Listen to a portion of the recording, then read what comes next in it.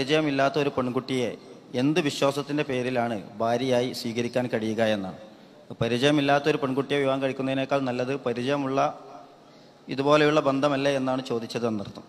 മറ്റൊന്ന്, പ്രണയബന്ധത്തിലുപരി അടുത്തറിയാവുന്ന ഒരു സഹോദരിയായി കാണുന്നതിൽ വല്ല തെറ്റുമുണ്ടോ എന്നൊരു ചോദ്യമുണ്ട്. മറ്റൊന്ന്, വിദ്യാർത്ഥിയായിരിക്കെ പഠനവുമായി ബന്ധപ്പെട്ട കാര്യങ്ങളിൽ കൂടെ പഠിക്കുന്ന പെൺകുട്ടികളുമായി ഇടപഴകേണ്ടി വരുന്നു. മറ്റു ദുഷിച്ച ചിന്തകളൊന്നുമില്ലാതെ അങ്ങനെയുള്ള ബന്ധങ്ങൾ തുടരുന്നതിൽ പ്രശ്നമുണ്ടോ എന്നാണ് അതിൻ്റെ ഇസ്ലാമിക വിധി. ദഅവ തൻ്റെ ക്യാമ്പസിൽ നിർവഹിക്കാൻ പെൺകുട്ടികൾക്കിടയിൽ ക്വാളിഫൈഡ് ആയ ഒരു ഗേൾ ഇല്ലെങ്കിൽ അവരെ ദഅവത്ത് നടത്തുന്നതിൻ്റെ വിധിയും ചോദിച്ചിട്ടുണ്ട്.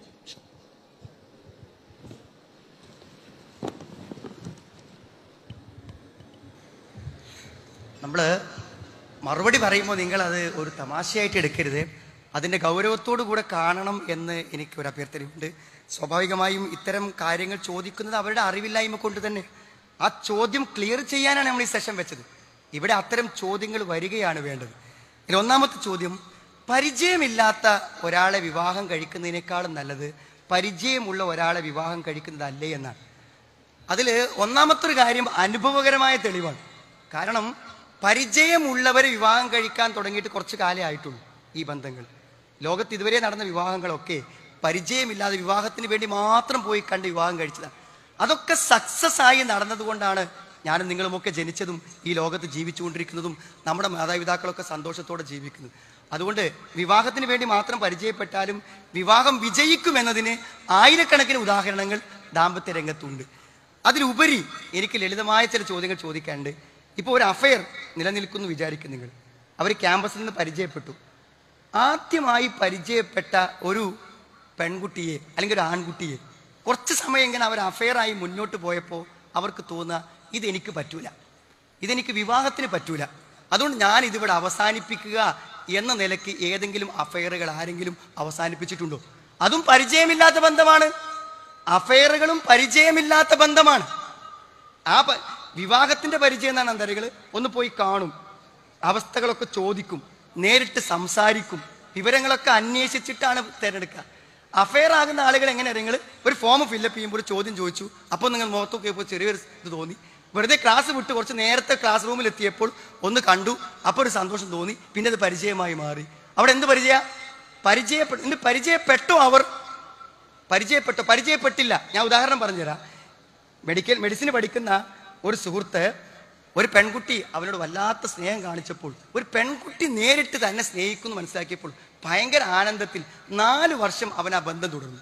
അവൻ എൻ്റെ വീട്ടിൽ വന്ന് ആരും അറിയാതെ എന്നോട് പറഞ്ഞ സത്യമാണ് എന്നോട് പറഞ്ഞത്. 4 വർഷം തുടർന്നു. അവസാനം ഹൗസ് സർജൻസി കഴിഞ്ഞിട്ട് അവസാനം കുറച്ച് പേഷ്യൻസ് വേണം സ്വന്തമായിട്ട്. താൻ ഉണ്ടാക്കിയ മുഴുവൻ പേഷ്യൻസിനെ അടക്കം ആർക്ക് കൊടുത്തു? ഈ പെൺകുട്ടിക്ക് കൊടുത്തു. അവൻ്റെ കയ്യിൽ കൊടുക്കുന്ന വാപ്പ അയക്കുന്ന പൈസ വലിയ വിഹിതം അവൾക്ക് കൊടുത്തു. എന്നിട്ട് തൻ്റെ പേഷ്യൻസിനെ കൊടുത്ത് എക്സാം അവൾ പാസ്സായി. അവൻ്റെ ഒരു പേപ്പർ പോയി കഴിഞ്ഞതിന് ശേഷം അവളുടെ ഫോൺ എന്താ അറിയൂ, എനിക്കൊരു വിവാഹം തീരുമാനിച്ചിട്ടുണ്ട്, സോറി എന്ന് പറഞ്ഞ് അവൾ ഫോൺ വെച്ചു. അവൻ ചോദിക്കുന്നത്, എന്തിനായിരുന്നു ഈ 4 വർഷം അവൾ കൂടെ നടന്നതെന്ന് വെച്ചാൽ അവൾക്ക് മാസത്തിൽ ചെറിയൊരു ഫീസ് കിട്ടാനും അതേപോലെ തന്നെ അവളുടെ കോഴ്സിന് സഹായം കിട്ടാനും. നല്ല പരിചയമല്ലേ? 4 കൊല്ലം പരിചയപ്പെട്ടിട്ട് അവൾ എന്നെ ചതിക്കുകയായിരുന്നു എന്ന് പോലും തിരിച്ചറിയാൻ പറ്റിയില്ലെങ്കിൽ സുഹൃത്തുക്കളെ, ഈ പരിചയം ഒരു ജീവിതത്തിന് വേണ്ടി ഒരു ഇണയെ തിരഞ്ഞെടുക്കാനുള്ള പരിചയപ്പെടൽ എന്ന് പറയാൻ പറ്റും? ക്യാമ്പസിൽ നിന്ന് കാണുന്ന ഈ ചിരിയും കളിയും മെസ്സേജുകളിൽ നിന്നും ഒരു വ്യക്തിയെ എങ്ങനെ പരിചയപ്പെടാൻ പറ്റും? ഞാൻ പറഞ്ഞത്, ഇതിൻ്റെ പേരിൽ പറയുന്ന എല്ലാ ന്യായങ്ങളും ബാലിശമാണെന്ന് മനസ്സിലാക്കാൻ ഒരു പക്ഷേ ഇത് മാത്രം മതിയാവും. അതുകൊണ്ട് വിവാഹത്തിന് വേണ്ടി പരിശുദ്ധമായ ഒരു പരിചയപ്പെടൽ, അതിന് നല്ല അവസരമുണ്ട്. പെൺകുട്ടിയോട് ചോദിക്കും, നിനക്ക് പറ്റുമോ ഇയാളെ വാപ്പ?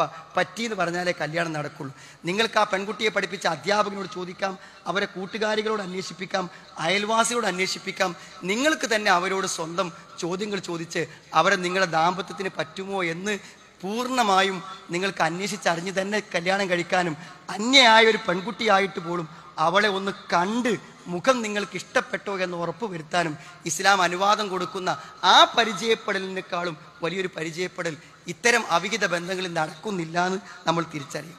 പിന്നെ സ്വാഭാവികമായൊരു സംശയം എന്ന് പറഞ്ഞാൽ, കൂടെ പഠിക്കുന്ന ഒരു പെൺകുട്ടി ഒരു ആൺകുട്ടി എന്നൊക്കെ പറഞ്ഞാൽ അത് നമ്മുടെ ഒരു സഹോദരി അല്ലെങ്കിൽ ഒരു ഫ്രണ്ട് എന്തെങ്കിലും കാണുന്നതിൽ എന്തു തെറ്റെന്നാണ്. സഹോദരങ്ങളെ, അവിടെയാണ് നമ്മൾ മനസ്സിലാക്കേണ്ട ഒരു പ്രധാനപ്പെട്ട കാര്യം. വിശുദ്ധ ഖുർആനിൽ ഒരു ആയത്ത്, ആ ആയത്ത് നമ്മളെല്ലാവരും വളരെ കൃത്യമായി മനസ്സിലാക്കേണ്ട ഒരായത്താണ്. നബി സാസമയോട് പറയാണ്, പിന്നെ ഒരിക്കലും വലാ തഖ്ലഅന ബിൽ ഖൗൽ, അന്യ ആണുങ്ങളോട് സംസാരിക്കുമ്പോൾ വലാ തഖ്ലഅന ബിൽ ഖൗൽ, നിങ്ങൾ വാക്കിൽ തന്മയത്വം കാണിക്കരുത്, ഒരു താഴ്മ കാണിക്കരുത്. അതായത് സംസാരിക്കുന്ന സമയത്ത് ഒരു താല്പര്യം ജനിപ്പിക്കാവുന്ന സംസാരം സംസാരിക്കരുതേ എന്ന് സ്ത്രീകളോട് പറയാം. എന്നിട്ട് അതിന്റെ കാരണം പറയുന്നുണ്ട്. ഇപ്പൊ യത്മ അല്ലദീ ഫീ കൽബിഹി മറദുൻ, ഹൃദയത്തിൽ ഇത്തരം ലൈംഗിക രോഗങ്ങളുള്ള ആളുകളുണ്ടല്ലോ, അവർക്ക് ആ ഒരു സംസാരം മതി, ആ ഒരു സംസാരം മതി അവരിൽ നിന്നും തെറ്റായ പെരുമാറ്റങ്ങൾ വരാൻ. ഇവിടെ നമ്മൾ മനസ്സിലാക്കണം, രണ്ട് മനസ്സാണ്, രണ്ട് മനസ്സുണ്ട്. ഒരാൾ ചിലപ്പോൾ പ്രത്യേകിച്ച് തെറ്റൊന്നും വിചാരിച്ചിട്ടുണ്ടാവില്ല, അടുത്ത ആള് വേറൊരു നിലക്കായിരിക്കും അതിനെ കാണുന്നുണ്ടായിരിക്കുക. അതുകൊണ്ട് എങ്ങനെ കണ്ടു എന്ന് നമുക്ക് അറിയാൻ പറ്റൂല. അതുകൊണ്ട് ബന്ധങ്ങൾക്കൊരു പരിധിയുണ്ട്. പെൺകുട്ടിയോട് പറയാനുള്ളത്, ഒരിക്കലും നിങ്ങളുടെ ബ്രദറിനോട്, നിങ്ങളുടെ ഭർത്താവിനോട് നിങ്ങൾ പെരുമാറുന്ന ആ സ്വാതന്ത്ര്യം നിങ്ങൾക്ക് നിങ്ങളുടെ ക്ലാസ്മേറ്റിനോട് പെരുമാറാനില്ല. ആൺകുട്ടിയോട് പറയാനുള്ളത്, നിങ്ങളുടെ സിസ്റ്ററോട്, നിങ്ങളുടെ മോട്ടോർ ബൈക്കിന്റെ ബാക്കിൽ ഇരുത്തി കൊണ്ടുപോകുന്ന നിങ്ങളുടെ പെങ്ങളോട്, നിങ്ങളുടെ ഉമ്മയോട്, നിങ്ങളുടെ ഭാര്യയോട് സംസാരിക്കുന്ന പോലെയും തമാശ പറയുന്ന പോലെയും പറയാനുള്ള സ്വാതന്ത്ര്യം നമുക്കില്ല. ആ സ്വാതന്ത്ര്യം ആരെങ്കിലും ഉപയോഗിച്ചാൽ അത് ജീവിതത്തിന്റെ വലിയൊരു ദുരന്തത്തിലായിരിക്കും, ഇഹലോകത്തെയും പരലോകത്തെയും കൊണ്ടെത്തിക്കാന്ന് മനസ്സിലാക്കും. അപ്പൊ സ്വാഭാവികമായ ചില സംസാരങ്ങൾ ഉണ്ടാവും ക്ലാസ്സിലെത്തുന്ന സമയത്ത്. അതുകൊണ്ട് ആ ആയത്തിന്റെ അവസാനത്തിൽ അള്ളാഹ് പറയുന്നുണ്ട്, വഖുൽന ഖൗലൻ മഅറൂഫ. അപ്പൊ ഞാനിങ്ങനെ ബലം പിടിച്ചിങ്ങനെ കണ്ണു തുറപ്പിച്ചിരിക്കണമെന്നാണോ പറയുന്നത്? ഒരു നല്ല സംസാരം പറ്റൂല എന്ന് പറഞ്ഞാൽ വേണ്ട. വഖുൽന ഖൗലൻ മഅറൂഫ, മാന്യമായ സംസാരമില്ലേ, ആ മാന്യമായ സംസാരം പറഞ്ഞു നോക്കൂ. നിങ്ങൾ, നമ്മൾ കാർ ഡ്രൈവ് ചെയ്ത് പോകുന്നു, ഒരു വഴിയോരത്ത് ഒരു സ്ത്രീ നിൽക്കുന്നു, നമുക്ക് വഴി അറിയില്ല, അടുത്ത ടേണിങ്ങിൽ തിരിയണമെങ്കിൽ വഴി ചോദിക്കണം. ആ സ്ത്രീയോട് ചോദിച്ചു, ഇതാണ് ഇവിടെ എങ്ങനെയാണ് കോഴിക്കോട്ടേക്കുള്ള വഴി എന്ന് ചോദിച്ചാൽ ഒരു പ്രശ്നമല്ല. ആ സ്ത്രീ എന്താ പറയാ, കോഴിക്കോട്ടേക്ക് നേരെ ലെഫ്റ്റ് പോയാൽ മതി എന്ന് പറഞ്ഞാൽ ഒന്നും സംഭവിക്കാൻ പോകുന്നില്ല. നിങ്ങൾ ആരാണ്, നിങ്ങൾ എവിടുന്ന് വരുന്നു, നിങ്ങൾ എന്തിനാ ഇവിടെ നിൽക്കുന്നത് എന്നൊക്കെ ചോദിച്ചാൽ ആ ചോദ്യങ്ങൾ യഥാർത്ഥത്തിൽ ആവശ്യത്തിന് വേണ്ട ചോദ്യങ്ങളല്ല. നിങ്ങളുടെ ക്ലാസ്മേറ്റിനോട് നിങ്ങൾ സംസാരിക്കുമ്പോൾ ആ സംസാരത്തിന്റെ പരിധി ഒരാസ്വാദനത്തിലേക്കും അവിഹിതത്തിലേക്കും കടന്നു പോകുന്നത് നമ്മൾ അറിയും, തീർച്ചയായും നമ്മൾ അറിയും. നമ്മുടെ ക്ലാസ്സിലെ 20 പെൺകുട്ടികളിൽ ഒരു പെൺകുട്ടികളോട് പ്രത്യേകമായി സംസാരിക്കാൻ ഒരു താല്പര്യം ഹൃദയത്തിൽ ജനിക്കുമ്പോൾ അവിടെയാണ് അതിൻ്റെ ഫുൾ സ്റ്റോപ്പ്. അവിടെ വിരമിച്ചാൽ സ്വാഭാവികമായും നമ്മൾ നന്മയുടെ വഴിയിലായിരിക്കും. അതുകൊണ്ട് നമുക്ക് പെരുമാറാനും നമുക്ക് ബന്ധപ്പെടാനുമുള്ള ഒരു പരിധിയുണ്ട്.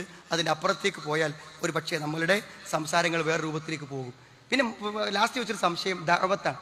അപ്പോൾ നമ്മൾ പെൺകുട്ടികളോട് ദഅവത്ത് നടത്താൻ മറ്റ് പെൺകുട്ടികളൊന്നും ഇല്ലാതെ ആകുമ്പോൾ അവരെ ക്ലാസ്സുകൾക്ക് ക്ഷണിക്കാനും മറ്റു കാര്യങ്ങൾക്കൊക്കെ ബന്ധപ്പെടാൻ പറ്റുമോ എന്ന്. ഏറ്റവും പ്രധാനമെന്ന് വെച്ചാൽ ഒരു നിരന്തര ബന്ധം ഒരു അന്യ ആണിനോടോ ഒരു അന്യ പെണ്ണിനോടോ ഉണ്ടാവുന്നത് എന്തായാലും അപകടം തന്നെയാണ്. അത് എന്തു കാര്യത്തിനായാലും ഒരു നിയന്ത്രണമില്ലാത്തൊരു ബന്ധം. അതുകൊണ്ട് നിരന്തരമായ ബന്ധപ്പെടലുകളിലൂടെയാണ് പലപ്പോഴും ഇത്തരം അവിഹിതങ്ങൾ ഉണ്ടാവുന്നത്. അതുകൊണ്ട് സ്വാഭാവികമായും അതിന് മറ്റെന്തെങ്കിലും വഴികൾ കണ്ടെത്തുകയും അതിന് നമുക്ക് നമ്മുടെ പെങ്ങന്മാരോ നമ്മുടെ ഭാര്യമാരോ നമുക്ക് ബന്ധമുള്ളവരോ ഉണ്ടെങ്കിൽ അവരെ നമ്മൾ ആ പെൺകുട്ടികളുടെ കൂട്ടത്തിൽ ഉപയോഗപ്പെടുത്തുകയും അവരെ ആ ദാവത്തിന് വേണ്ടി പ്രേരിപ്പിക്കുകയായിരിക്കും നന്നായിരിക്കുക. നേർക്ക് നേരെ ഒരു ബന്ധം നിരന്തരമായി ഉണ്ടാവുന്നു. ഒരു അറിയിപ്പ് നമ്മൾ കൊടുക്കുന്നു, ഒരു ക്ലാസ് ഉണ്ടെന്നതിൻ്റെ ഒരു മെസ്സേജ് കൊടുക്കുന്നു എന്നതല്ല, നമ്മൾ അവരെ അതിനുവേണ്ടി പറയുകയും ബന്ധപ്പെടുകയും ചെയ്യുന്നത് നിരന്തരമാകുമ്പോൾ പലപ്പോഴും അത് അപകടങ്ങൾക്ക് വഴിയൊരുക്കിയിട്ടുണ്ട്. ഒരു അന്യ ആണ് ഒരു അന്യ പെണ്ണ് എന്ന നിലക്കുള്ള ആ ഒരു അകലം കാത്തു സൂക്ഷിക്കാൻ നമ്മളെല്ലാവരും ശ്രദ്ധിക്കണം. എൻ്റെ ഒരു സുഹൃത്തിന് വേണ്ടിയാണ് ഈ ചോദ്യം ചോദിക്കുന്നത്.